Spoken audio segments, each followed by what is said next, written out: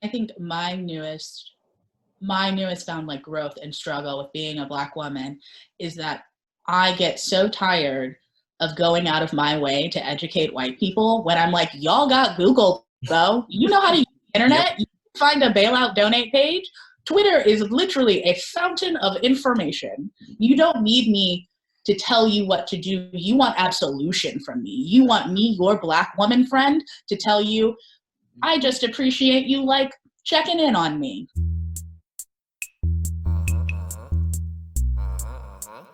That's how I'm gonna rap on this for y'all. Yeah, man. Yeah, man. Okay. Dummies discuss. Dummies. People like what's all the fuss. Dummies. You about to miss the bus. Dummies. And we're trying not to cuss. So this is two friends that kinda smart but really dummies. Talking ish and never stopping like the Energizer Bunny. He thinks he can get a yard, he has delusions, he's a star. Chance is addicted to Star Trap and Captain Jean-Luc Picard. His plate is full of bit a little like your old grandmother's stuff. And the others know so old school like David Ruffin. Shouts out to all the betas. Shouts out to my boy Jared. Hottest podcast up and coming. If you like it, go and share it. Dummies discuss. Dummies. People like what's all the fuss. Dummies. You about to miss the bus. Dummies. And we're trying not to cuss. Yeah, man.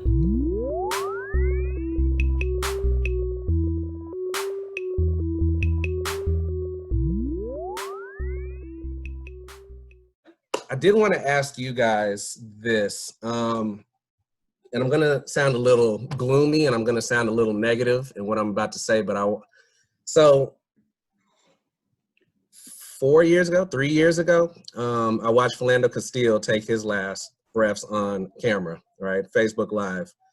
And I remember like, my heart was broken. I didn't want to leave the house.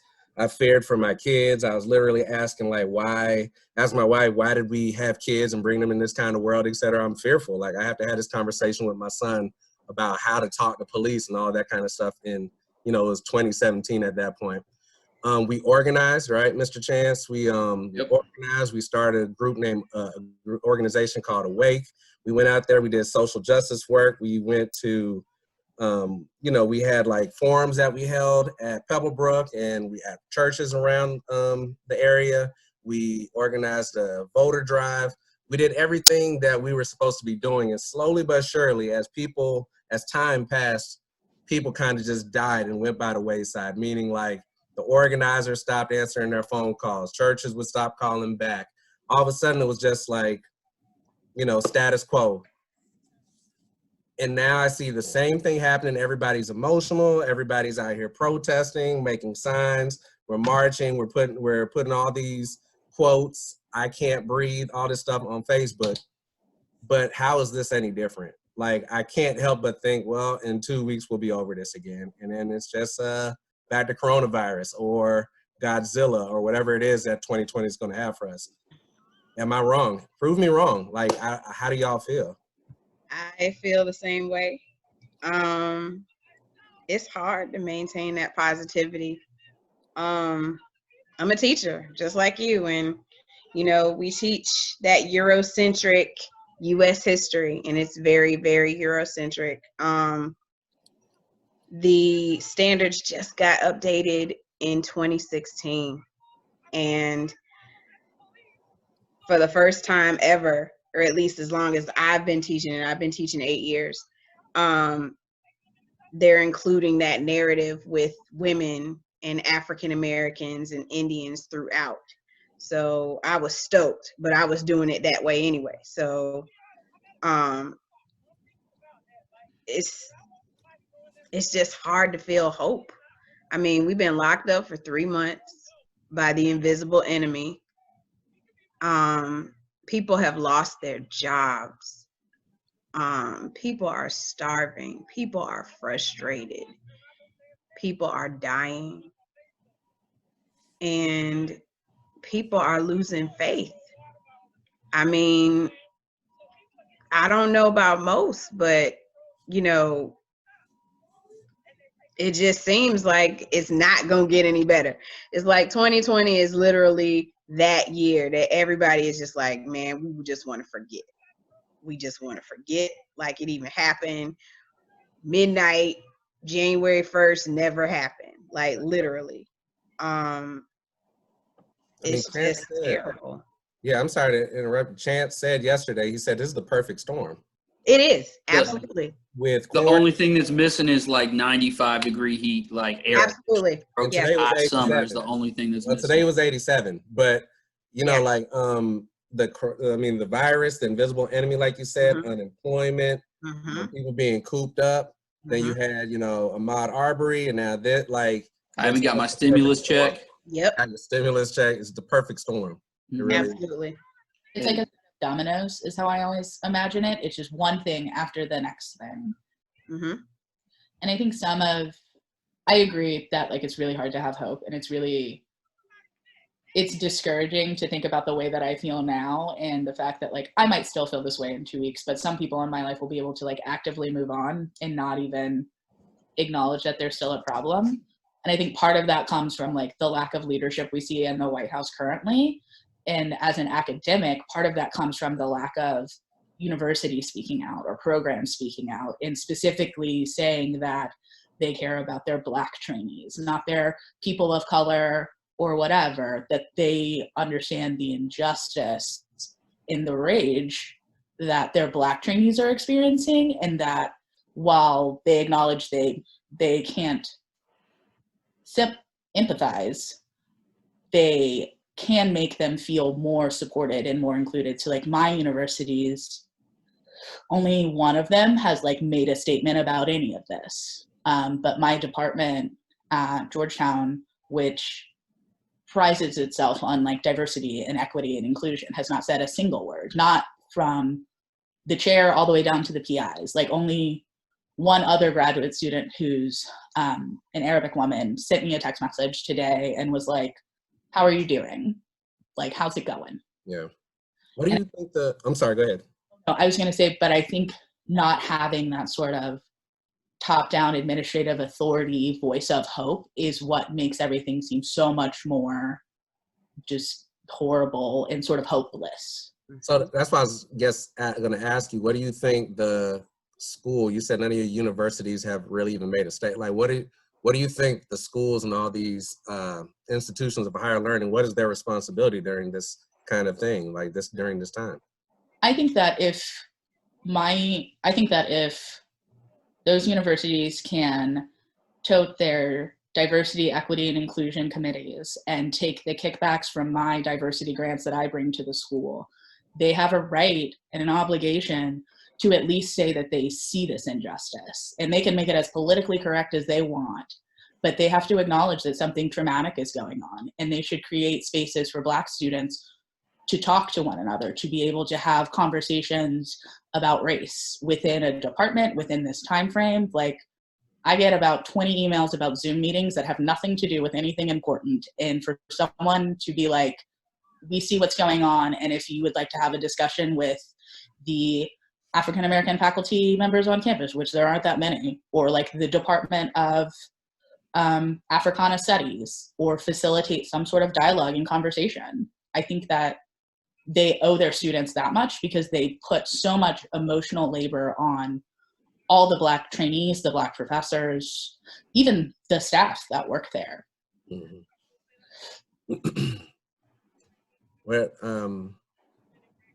Lauren, what do you think? Should I be, I don't know how I can be hopeful right now. I don't know, well, how, I've seen this movie before. I already know how this plays out. You know what I mean? Like, I've seen this before. So for everybody to be, you know, well, this one's different. Like, I genuinely, I don't know. To me, because when I saw Philando Castile die, literally, like, that still haunts me. It really did, like, psychologically take a toll on me. And ever since then, I've always been, like, 100% social justice. Let's make this happen. Let's make this happen. But I always see people come with me and then they fall off. And I feel like this always happens every single time. So how do you have any hope for me? Or, I mean, I don't know. I'm asking you to solve the world's problems, but I think a utopia is exactly that, a utopia. But I also think that if we could recognize as white people, if we could recognize the white supremacy within us and within our institutions, it would make a significant difference in this. Speaking to the way like movements suffer from burnout so often, I think it's largely to do with the fact that we've created a system that specifically oppresses Black people, murders Black people, places them in such specific geographical, emotional, and physical locations, and then also requires them to organize, fight, both violently and non-violently, like through their channels that are so narrow. And I just can't imagine the exhaustion that must come with that. Being told that you are irrelevant as a person in society, and that if you try hard enough and go through these specific channels, that will change, and yet it fucking hasn't. I'm not sure if we're allowed to curse in here. You're good. It happens sometimes. Do you, Lauren, but going back to what you were saying, do you really think that people don't realize it?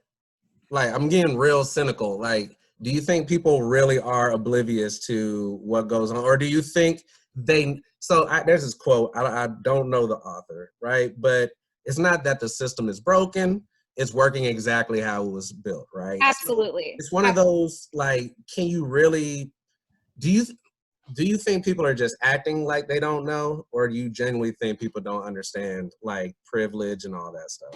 So I think a few things. I think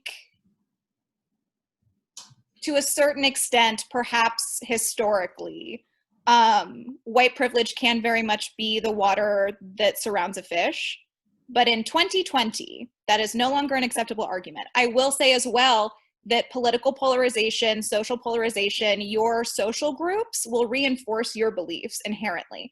And so I think a lot of white people self-select into more comfortable conversations. Discomfort from white people and the lives of Black people are two very different things. Absolutely. It's a choice. Absolutely. If you don't want to deal with that, you make sure that you choose the friends that are not confrontational. That shit is uncomfortable. I always make sure that when I enter a room of people that I address the elephant in the room. I always say that one joke that'd be like, yeah, I'm the only person of color. What's up? And everyone laughs or whatever, but I do that on purpose because it's just like, we're not going to sit here, or at least in my presence, I'm not going to allow you to ignore the elephant in the room because I feel like as both a teacher in a classroom, that's my gift to the world, that I'm the teacher. And there are some friends that I have that are white that don't have those Black friends, Keisha and them, that will let you know straight that this ain't the way. I'm that person for them. I'm that gatekeeper. And I told my friends on my status the other day, I was like, the silence is deafening. Like, don't talk to me. Like, if you don't have nothing to positively contribute to the conversation that's in the air of let's find a resolution, instead of making the choice, like Lauren said, to not have those uncomfortable conversations, then, I mean, in all intents and purposes, fuck you. So what I have a question, but no, it doesn't fit at this moment. Go ahead. Yeah, what do you think, and all my questions are, intentional, you know what I mean? I agree with y'all 100 times, but I want, y'all to really speak your mind on these. What do you expect your white counterparts to do, though? Like with a situation like this, for example, yesterday, everybody watched as multiple cities burned, were on fire, right? And I heard a lot. I heard often, your silence is deafening, or white friends, if y'all really are, woke, then you would be saying something. What do we really expect? What are we really expecting of people? Not even white people, just all people, brown people, other Black people. Like during this time right now, what are we expecting people to do? It does depend greatly on like the demographic and the specific person you're talking about. So like, I don't expect anything of my Black friends. The way that they choose to grieve and handle this situation is 1000% up to them. We like reach out and have communicated more in the past like couple of days, and I really appreciate that.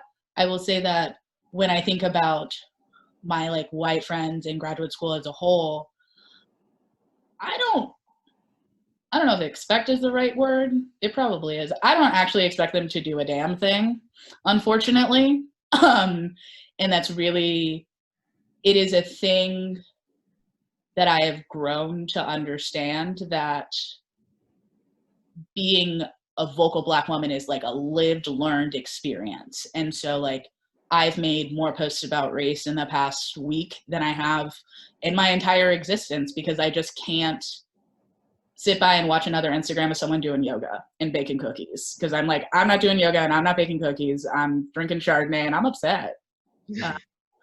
And so is it an anger of you're angry that they're not as angry? I'm angry